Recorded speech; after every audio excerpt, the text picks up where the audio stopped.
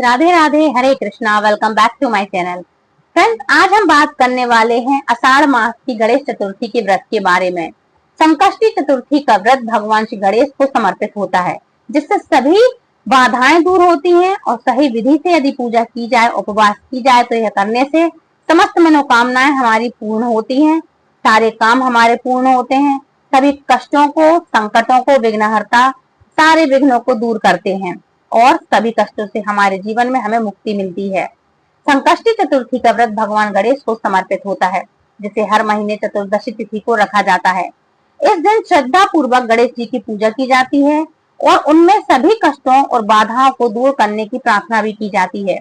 मान्यता यह है कि विघ्नहर्ता की उपवास करके, उनकी उपासना करने से, उनकी सेवा करने से जीवन की सभी समस्याएं हल होती हैं और सुख समृद्धि का मार्ग भी प्रशस्त होता है। पूजा मुख्य रूप से दिन में की जाती है इनकी, या शाम के टाइम, जबकि ये व्रत जब रखा जाता है चंद्रमा के उदय के बाद, मतलब खोला जाता है व्रत। ये चंद्रमा के उदय होने के बाद अर्घ देकर खोला जाता है। यदि आप संकष्टी चतुर्थी का व्रत रखने जा रहे हैं तो कुछ विशेष बातों का आपको ध्यान जरूर से रखना चाहिए। व्रत का संपूर्ण फल तभी हमें मिलता है जब इसे विधि पूर्वक किया जाए। सबसे महत्वपूर्ण है कि चंद्र दर्शन और चंद्रमा को अर्घ देना। काफी सारे लोग क्या करते हैं कि व्रत रख लेते हैं, संकल्प नहीं लेते हैं। मैंने बहुत सारी वीडियो में बताया कि हर व्रत का संकल्प होता है। दूसरी बात, यदि आपने व्रत रख भी लिया है तो चंद्र दर्शन किए बिना इनका व्रत अधूरा रहता है, अर्घ नहीं देते हैं चंद्रदेव को। तो चंद्रमा को अर्घ देना बहुत ही आवश्यक होता है। यदि यह चरण छूट जाए तो उपवास अधूरा माना जाता है। यदि ये चरण छूट जाए, मतलब अर्घ देना, तो ये उपवास आधा माना जाएगा। और व्रत के दिन संयम, शुद्धता और नियमों का कुछ पालन भी करना चाहिए, जिससे भगवान गणेश की कृपा आप पर सदैव बनी रहे, जीवन में सुख, शांति व समृद्धि बनी रहे। अब बात करेंगे हम, कब है आषाढ़ मास की संकष्टी चतुर्थी, इसका शुभ मुहूर्त क्या है, और अंत में हम इसकी कथा भी पढ़ेंगे। तो आषाढ़ मास की संकष्टी चतुर्थी का व्रत तिथि के अनुसार इस वर्ष 14 जून 2025 दिन शनिवार को मनाया जाएगा। पंचांग के अनुसार कृष्ण पक्ष की चतुर्दशी तिथि 14 जून को दोपहर को 3:46 पर आरंभ होकर के 15 जून को दोपहर को 3:51 से रहने वाली, मतलब 51 मिनट तक रहेगी। गणेश चतुर्थी की तिथि का, उदया तिथि का शुभ मुहूर्त है 14 जून को ये हो रहा है, इसलिए यही दिन है कि व्रत और पूजा के लिए ये मान्य होगा, सबसे शुभ सहयोग बनने वाला है। अब बात कर लेते हैं पूजा का शुभ मुहूर्त और शुभ योग के बारे में। तो देखो, इस दिन पूजा के लिए कई विशेष शुभ मुहूर्त और शुभ योग बन रहे हैं। ब्रह्म मुहूर्त सुबह 4:02 से लेकर के 4:43 तक रहने वाला है, जो ध्यान और मंत्र जाप के लिए श्रेष्ठ समय रहता है। अभिजीत मुहूर्त दोपहर को 11:54 से लेकर के 12:49 तक रहने वाला है और नीतिशा काल का समय 12:01 से लेकर के 12:42 तक रहने वाला है। इसके अलावा शुभ मुहूर्त सुबह 7:07 से लेकर के 8:52 तक रहेगा, जो पूजा और व्रत की शुरुआत के लिए उत्तम है। इस बार की संकष्टी चतुर्थी पर कई शुभ योगों का सहयोग भी बन रहा है। ब्रह्म योग सुबह से लेकर दोपहर 1:13 तक रहेगा। इसके बाद इंद्र योग का आरंभ होगा, जो कि रात तक प्रभावी रहने वाला है। सर्वार्थ सिद्धि योग रात को 12:22 से अगले दिन सुबह 5:23 तक रहने वाला है, जो हर प्रकार की सफलता के लिए श्रेष्ठ माना जाता है। चतुर्थी तिथि के दिन उत्तराषाढ़ा नक्षत्र भी रहने वाला है। उत्तराषाढ़ा नक्षत्र जो मध्य रात्रि में 12:22 तक रहने वाला है, ये प्रभावी रहेगा ये मुहूर्त। इसके बाद श्रावण नक्षत्र आरंभ हो जाएगा। अब बात कर लेते हैं चंद्रोदय के समय के बारे में। तो 14 जून की रात 10:07 से चंद्र उदित होगा। उसी समय चंद्रमा को अर्घ देकर व्रत का पारण करना चाहिए, मतलब व्रत समाप्त होता है। जिस दिन व्रत तोड़ते हैं, समापन किया जाता है। व्रत की पूर्णता के लिए चंद्र दर्शन और अर्घ देना आपके लिए अनिवार्य होता है। जो लोग भी व्रत रखते हैं तो ध्यान रखिएगा, पूजा करने के पश्चात आपके लिए चंद्रदेव को अर्घ दे करके पूजा समाप्त करनी चाहिए। अब बात करते हैं संकष्टी चतुर्थी व्रत में आप क्या खा सकते हैं। तो देखो, व्रत के दौरान हल्का सात्विक और फलाहारी भोजन करना चाहिए। ताजे फल जैसे सेब, केला, पपीता, अंगूर, संतरा, अनार आदि आप इन सब चीजों को ग्रहण कर सकते हैं, लेकिन ध्यान रखिएगा घर में ले सकते हैं, बाहर के जूस इत्यादि ना पिए, क्योंकि पता नहीं कैसे नमक के हाथ मिले हो, कौन कैसा क्या खा रहा हो, कैसा बना दे, तो वो आपका व्रत भंग कर सकता है। इसलिए जो भी चीजें खाएं आप घर में खाएं, या जूस निकाल के घर में पिए तो घर में पी सकते हैं। साथ ही दूध, दही, पनीर, छाछ, मावा जैसे डेयरी उत्पाद के जो प्रोडक्ट्स हैं, जो घर की चीजें हो तो आप खा सकते हैं, क्योंकि गर्मी अधिक पड़ रही है तो इन सब चीजों को आप सेवन कर सकते हैं थोड़ी थोड़ी देर में। अनाज की जगह आप साबूदाने की खिचड़ी, बड़ा या खीर, कद्दू, कद्दू के सिंगाड़े का आटा, कुट्टू सिंगाड़े का आटे, इन सब की पूड़ी, इन सब के हलवा, चीले या कुछ भी उबली या भुनी हुई शकरकंदी या ऐसी चीजें हैं जो खा सकते हैं। भुनी हुई मूंगफली, नारियल पानी और सूखे मेवे जैसे बादाम, काजू, किशमिश, अखरोट, ये सब व्रत में लिए जा सकते हैं। भोजन में सेंधा नमक का ही आपको आज के दिन प्रयोग करना चाहिए। अब बात करेंगे आज के दिन इस व्रत में क्या नहीं खाना चाहिए, क्या नहीं करना चाहिए। तो देखो, संकष्टी चतुर्थी व्रत के दौरान चावल, गेहूं, दालें, सूजी, मैदा जैसे अनाज नहीं खाना चाहिए, मतलब अन्य का सेवन हमें नहीं करना चाहिए। सामान्य नमक की जगह केवल सेंधा नमक का ही आपको आज के दिन प्रयोग करना चाहिए। प्याज, लहसुन, मसालेदार या तामसिक भोजन, मांसाहार, अंडा और किसी भी प्रकार का नशे वाली चीजों को प्रोडक्ट है जो भी, आपको इन सब चीजों से बचकर रहना चाहिए। धूम्रपान करने वाला जो भी हो आज के दिन, यदि करती हैं, काफी सारी लेडीज भी आजकल अब्रॉड में भी रहती हैं जो वो सब करती हैं, या नशे वाली कोई चीज या पदार्थ खाती हैं, तो इन सब चीजों को आपको आज के दिन अवॉइड करना चाहिए। बहुत ज्यादा से ज्यादा तला भुना या भारी भोजन भी आज के दिन आपको नहीं करना चाहिए। घर में आपको सफाई करके घर में शुद्धि करना चाहिए। घर के मुख्य द्वार पर आपके लिए तोरण जरूर से लगाना चाहिए। गर्मी का समय चल रहा है तो आप नीम का, अशोक के पत्तों का या आम का, बेलपत्र का जैसे भी मिला करके आप तोरण तैयार करें और लगा सकते हैं। अब बात करते हैं आज के दिन व्रत करें कैसे, इसकी विधि क्या है। तो देखो, व्रत के दिन सुबह जल्दी उठकर स्नान करें और स्वच्छ वस्त्र पहने। पूजा स्थल को साफ करके भगवान गणेश की मूर्ति या तस्वीर स्थापित करें।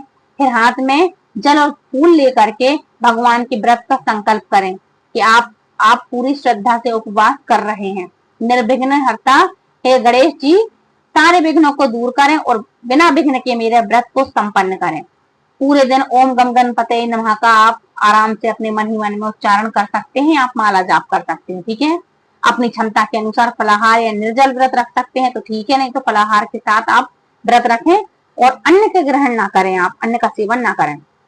शाम को प्रदोष काल या चंद्रमा के निकलने से पहले दोबारा स्नान करें और भगवान गणेश को दूबा, 21 गांठ का लाल फूल, 21 गांठ का दूबा चढ़ा सकते हैं, लाल फूल, मोदक, तिल के लड्डू और फल, चंदन, धूप, दीप, नैवेद्य, माला अर्पित कर सकते हैं, ठीक है।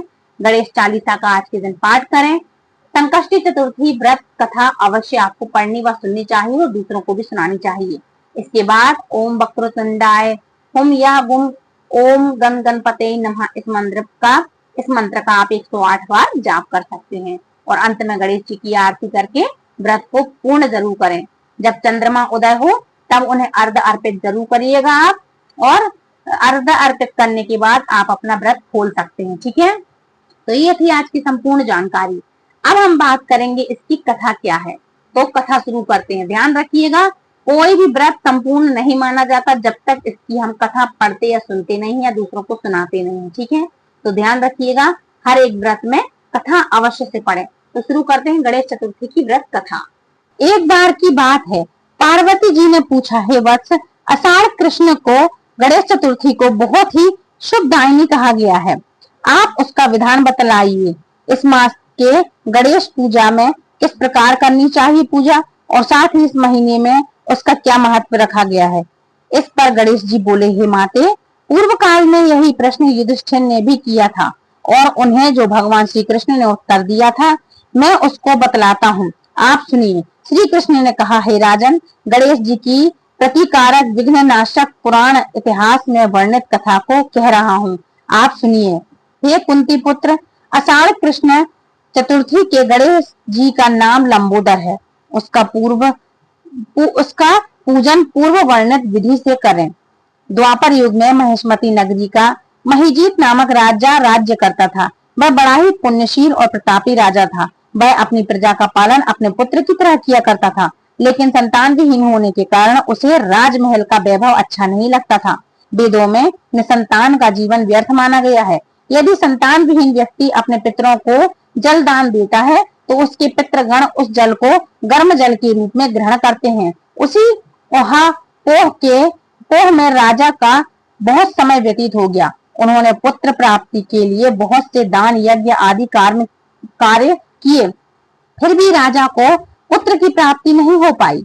उनकी जवानी बीत गई और बुढ़ापा आ गया, लेकिन वंश की वृद्धि भी नहीं होती है। राजा ने विद्वान ब्राह्मणों और प्रजाजनों संदर्भ से परामर्श किया और राजा ने कहा कि हे ब्राह्मणों तथा प्रजाजनों, हम तो संतानहीन हो गए, अब मेरी क्या गति होगी। मैंने जीवन में तो किंचित मात्र भी पाप कर्म नहीं किया।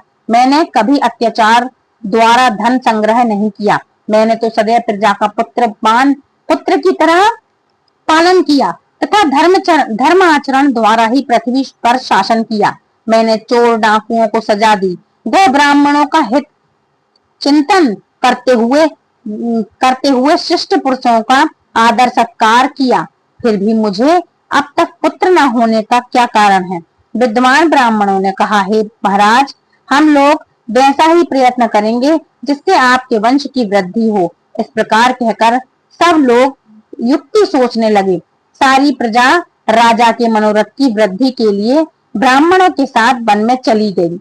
वन में उन लोगों की मुलाकात एक श्रेष्ठ मुनि से हुई। वे मुनि राज निराहार रहकर तपस्या में लीन थे। ब्रह्मा जी के समान वे आत्मजीत, क्रोधजित तथा सनातन पुरुष थे। संपूर्ण वेद विशारद, दीर्घायु, अनंत और अनेक ब्रह्म ज्ञान संपन्न वे महात्मा थे। उनका निर्मल नाम लोमश ऋषि था। प्रत्येक कल्पांत में उनके एक एक रोम पतित होते थे, इसलिए इनका नाम लोमश ऋषि पड़ गया। ऐसे त्रिकालदर्शी महर्षि लोमश के उन लोगों ने दर्शन किए। सब लोग उन तेजस्वी मुनि के पास गए। सभी लोग उनके समक्ष खड़े हो गए। मुनि के दर्शन से सभी लोग प्रसन्न होकर कहने लगे कि हम लोगों को सौभाग्य से ही ऐसे मुनि के दर्शन हुए हैं। इनके उपदेश से हम सभी का मंगल होगा। ऐसा निश्चय कर उन लोगों ने मुनिराज से कहा, हे राजन, हे ऋषि, हे महर्षि, हम लोगों के दुख का कारण सुनिए। अपने संदेह के निवारण के लिए हम लोग आपके पास आए हैं। हे भगवान, आप कोई उपाय बतलाइए। महर्षि लोमस ने पूछा, सज्जनों, आप लोग यहाँ किस अभिप्राय से आए हैं? मुझसे आपका क्या प्रयोजन है? पूरी बात स्पष्ट रूप से कहिए, मैं आपके सभी संदेहों का निवारण करूंगा। प्रजाजनों ने उत्तर दिया, हे मुनिवर, हम महिष्मती नगरी के निवासी हैं। हमारे राजा का नाम महिजीत है और वह राजा ब्राह्मणों का रक्षक, धर्मात्मा, दानवीर, सूरवीर एवं मधुर भाषी है। उस राजा ने हम लोगों का पालन पोषण, प्रजा का पालन पोषण पुत्र के समान किया है, लेकिन उन्हें आज तक संतान की प्राप्ति नहीं हुई है। उन्होंने कहा, हे भगवान, माता पिता को केवल जन्मदाता ही होते हैं, लेकिन असल में पोषण तो राजा ही होता है। उन्हीं राजा के लिए हम गहरे वन में आए हैं। आप कोई ऐसी युक्ति बतलाइए जिससे राजा को संतान की प्राप्ति हो। ऐसे गुणवान राजा को कोई पुत्र ना हो, यह बड़े दुर्भाग्य की बात है। हे मुनिवर, किस व्रत, दान, पूजन आदि अनुष्ठान करने से राजा को पुत्र होगा? आप कृपा करके हम सभी को बतलाइए। प्रजा की बात सुनकर महर्षि लोमश बोले, हे भक्तजनों, आप लोग ध्यान पूर्वक सुने। मैं संकट नाशक व्रत को बतला रहा हूँ। यह व्रत निसंतान को संतान और निर्धनों को धन देता है। आषाढ़ कृष्ण चतुर्दशी को एक दंत गजानन नामक गणेश की पूजा करें। पूरे विधि विधान से व्रत करके राजा ब्राह्मणों को भोजन करवाएं, साथ ही उन्हें वस्त्र दान दें और गणेश जी की कृपा से उन्हें अवश्य ही पुत्र की प्राप्ति होगी। महर्षि लोमश की यह बात सुनकर सभी लोग करबद्ध होकर उठ खड़े हुए। सभी ने आकर यह बात राजा से बतलाई, जिसे सुनकर राजा बहुत प्रसन्न हुए और उन्होंने श्रद्धा पूर्वक विधि विधान से गणेश चतुर्थी का व्रत करके ब्राह्मणों को भोजन वस्त्र आदि दान दिया।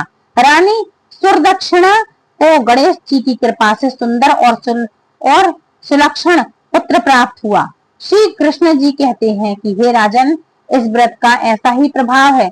जो व्यक्ति इस व्रत को श्रद्धा पूर्वक करेंगे वे समस्त सांसारिक सुख के अधिकारी होंगे। श्री कृष्ण जी ने कहा, हे महाराज, आप भी इस व्रत को विधि पूर्वक कीजिए। श्री गणेश जी की कृपा से आपकी सभी मनोकामनाएं पूरी होंगी, साथ ही साथ आपके शत्रुओं का भी नाश होगा। बोलो गणेश जी भगवान की जय, विघ्नहर्ता गणेश की जय। तो फ्रेंड्स, ये थी आज की वीडियो। आई होप आज का वीडियो आपको पसंद आया होगा। यदि वीडियो पसंद आया तो प्लीज लाइक शेयर कमेंट करें, चैनल सब्सक्राइब करें, दूसरों को भी ये कथा सुनाएं। और अगर आप हमारे चैनल पर पहली बार आए हैं तो चैनल को सब्सक्राइब करके बेल आइकन को ऑल पर प्रेस कर लें, ताकि आने वाली हर एक वीडियो की नोटिफिकेशन सबसे पहले आप तक पहुंचे। तो फ्रेंड्स, आप सभी को आने वाली गणेश चतुर्थी व्रत की हार्दिक हार्दिक शुभकामनाएं। मिलती हूँ नेक्स्ट वीडियो में, तब तक के लिए राधे राधे, हरे कृष्णा, हरि बोल, जय गणेश।